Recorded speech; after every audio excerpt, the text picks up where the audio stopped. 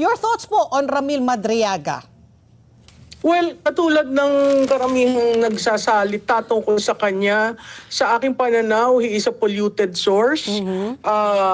Hindi dahil nakakulong o kidnap for ransom, pero yung kanya mga binibigkas na mga pananalita at circumstances, parang medyo loaded at medyo kaduda-duda. Kaya ako nasasabi na polluted source. Oo. So dapat talagang, so sa tingin mo, binagsagan na siyang weakest link.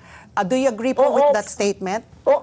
Tama yun, Pat. Kasi sana vinet muna ng House of Representatives, tiningnan, sinuri yung kanyang affidavit kasi pag sa complaint kasi dapat naka-annex yung mga evidence mo eh. Hindi naman pwedeng nagsabit ka ng complaint, walang annexes, so maghahanap ka talaga ng evidence. Yun sa kanya, ang maling nangyari, yung supplemental affidavit, hindi naman yun sinabit formally eh. Lumabas yun nung 13th ng gabi online, nagulat ang lahat dahil sulat kamay, at grabe yung mga allegations na sinasabi.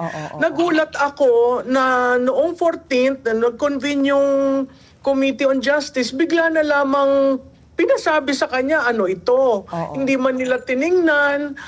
At ikaw, kahit sino man, tayo may karapatan tayo na makakuha ng dokumento kung tayo ang inuusig para natin malaman ano yung laman.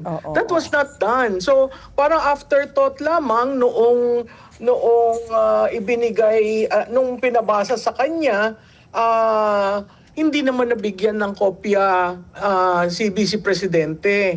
So paano ka magre-react? At saka kung makikita mo yung pagkakasulat, okay naman ang sulat kamay, pero yung guri-guri at hindi mo maintindihan, Guri-guri. parang gumawa ka lamang ng kwento, binura mo. So, doon pa lang sa pag-review ng document, halata mong merong linyang pinapatunguhan.